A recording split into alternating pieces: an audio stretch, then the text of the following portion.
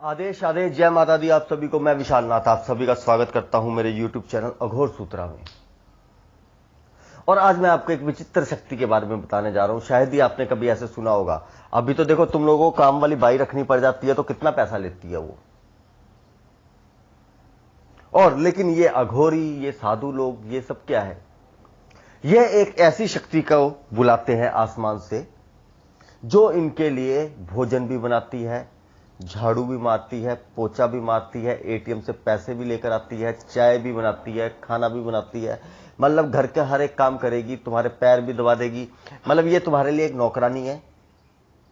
और जब मैं बहुत पहले किसी के पास गया था तो मैं गया तो मैंने बोला चाय के लिए, तो उन्होंने चाय का बोला कि चाय बना दो। अभी मैं देखा कि चाय बन के आ गई। वो जब मैं आधे एक घंटे बैठा तो मैं बैठा रहा। मैंने फिर उनसे पूछा, मैंने कहा बाबा, मैंने कहा आप तो अकेले बैठे हुए हो, काफी पुरानी बात है। मैंने कहा आप तो अकेले बैठे हो, लेकिन ये चाय किसने बना दी? फिर उन्होंने मुझे ये बताया कि विशाल, हमने ऐसी ऐसी शक्ति को प्रकट करते हैं और मैं तुम्हें इस साधना का ज्ञान देता हूं। तो मैंने उन बाबा को बोला और मैंने ये साधना की। वो आई भी। जब वो प्रकाश रूप में आई, मेरे इर्द गिर्द घूमने लग गई। तो उसके बाद मेरे मन में पता नहीं क्या आया, मुझे नहीं पता भगवती ने क्या किया। तो मैंने वो साधना को, फिर मैं उठ गया वहां से। लेकिन उसके अलावा फिर मुझे जो है, मैंने 3 या 4 गुरु भाई मिले मुझे। तो उनसे मैंने पूछा तो उन्होंने बोला कि हमने इसको किया हुआ है और ये बहुत ही अच्छी शक्ति है, लेकिन इसके साथ संभोग नहीं किया जा सकता। क्योंकि मेरे मन में यही विचार था उस वक्त कि इसके साथ क्या मैं संभोग कर सकता हूं, या ये मेरे को संभोग के लिए तो नहीं उकसाएगी। अगर ये मेरे ब्रह्मचर्य को खंडित कर दे या ऐसा कुछ कर दे तो मेरे जीवन के साथ क्या होगा? देखो, शक्ति है, शक्ति की माया है, औरत है, आसमानी शक्ति है, बहुत सुंदर रूप में आती है। कामुकता किसी के अंदर भी जागृत हो जाती है, तो सच को स्वीकार करना चाहिए। तो ये जो साधक लोग हैं, ये क्या करते हैं, हिमालय में जाते हैं और इस शक्ति को बुलाते हैं। और इस शक्ति को बुलाने के बाद ये लोग अपने काम करवाते हैं, अपनी साधना में लीन रहते हैं। इसको बोल देते हैं, राशन दे देते हैं कि तूने आज ये बनाना है। और इससे भी पूछा जाता है कि तू क्या खाएगी। ये साधना जो है, ये एक रात की साधना है, शुक्रवार को होती है, लेकिन इसको हमें करना इस रविवार तक से पड़ता है। ये 100% ये है कि ये रात को ही तुम्हारे सामने प्रकट हो जाएगी। लेकिन ये दिगंबर अवस्था में होती है, बिना कपड़ों के साधना होती है और दीवार की चौखट के नीचे बैठकर होती है, उत्तर दिशा की तरफ। इसमें तुम जब इसका मंत्र जाप करते हो तो ये तुम्हारे सामने आती है। और ये ऐसी छोटी शक्ति है कि ये 3 या 4 भी आ जाती है। जैसे तुम अप्सराएं होती है, यक्षिनियां होती है, डाकनी होती है, साक्षिनी होती है, ठीक है, नागकन्या होती है, भूत सुंदरी होती है। तो ये तो अकेली आती है, लेकिन ये जो शक्ति है ये हमारे इर्द गिर्द ही घूमती है ये। और ये शक्ति जब हम बुला लेते हैं तो इससे हम सारे कार्य करवाए जा सकते हैं। ये साधना कभी होती है 3 साल 12 साल के लिए होती है साधना। अब इसको आप लेकिन 9 साल के लिए रख सकते हैं। वैसे तो अगर इसको कोई करना चाहेगा तो मैं उसको करवा दूंगा, वो मेरे से संपर्क कर सकता है इनबॉक्स में। लेकिन मैं एक एडवाइस करूंगा कि इस साधना को तुम ज्यादा से ज्यादा 1 साल के लिए करो, क्योंकि शक्ति कई बार परेशान करने लग जाती है। जैसे मेरा एक जिसने की थी, तो वो उसने बोला कि मैं परेशान हो गया था, आधी रात को उठकर मुझे बोलती थी मुझे काम दे दो। और कहता मैंने वचन पूर्ण नहीं लिए थे, और जिन बाबा से मैंने साधना ली थी उन्हीं ने उसको दी थी। तो कहता कि मैंने जल्दबाजी में ये है कि वचन जो है मैं पूरे ले नहीं पाया उससे। और फिर मेरे को वो क्या कि डर के रहना पड़ता था कि आधी रात को कभी भी आ जाती थी कि मुझे काम दो। फिर मैं बोलता था कोई काम नहीं है, तू जा, तो चली जाती थी। लेकिन इसके कुछ वचन ऐसे हैं कि कुछ बातें ऐसी है कि अगर तुमने इसके सामने पूछ ली या बोल दी तो उसी वक्त तुम्हारे को मार देगी। तो इसके लिए देखिए, साधनाएं क्या है, हर साधक के लिए नहीं बनी है, हर इंसान के लिए। साधनाएं साधक के लिए बनी है, जो साधक है। अब कोई डरपोक इंसान मुझे बोलेगा मुझे ये साधना करवा दो, तो मैं नहीं करवा सकता। जो इंसान 4 या 5 घंटे नहीं बैठ सकता, मैं उसको नहीं करवा सकता। कम से कम 5 घंटे मंत्र जाप में लगेंगे। 5 घंटे मंत्र जाप, फिर उसके बाद वचन वंदना। वचन वंदना करने के बाद ये शक्ति तुम्हारे सामने होगी। मैं कर चुका हूं, प्रत्यक्षीकरण भी इसका देख चुका हूं मैं। इसके लिए एक फोटो का बनाया जाता है हिसाब किताब की, उस फोटो की तरह इसको, उसी फोटो में जो है वैसी ही आती है। ये जब आती है तो पहले ये थोड़ा सा प्रकाश आता है, फिर ये हल्के हल्के से नौकरानी वाले कपड़े में आती है। उसके बाद जो है ये तुम्हारे सामने धीरे धीरे धीरे तुम्हारे को ऐसा लगेगा तुम्हारे पीछे आके खड़ी होगी, फिर तुम्हारे को जो है हाथ लगाएगी, बहुत कुछ करेगी। लेकिन जितना मंत्र जाप है तुम्हें 3 दिन तक इससे बात नहीं करनी है। 3 दिन तक तुम्हें सिर्फ मंत्र जाप करना है, तीसरे दिन तुमने इससे वचन वंदना करनी है।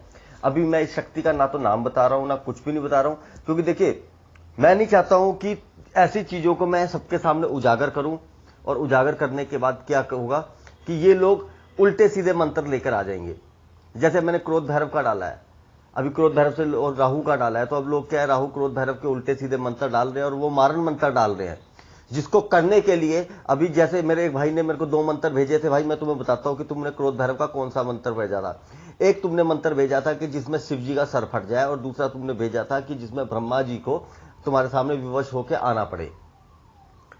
ठीक है, तो अब तुम जब ब्रह्मा जैसी और शिव जैसी शक्ति को चैलेंज कर दोगे और ये मूर्ख तुम्हारे लिए डाल रहे हैं, तो भाई तुम अपना हाल देख लेना। तुमने मुझसे पूछा मंत्र ठीक है, मैंने कहा बेटा बहुत सही है, तू कर एक बार, तू कर, तुझे समझ में आएगा।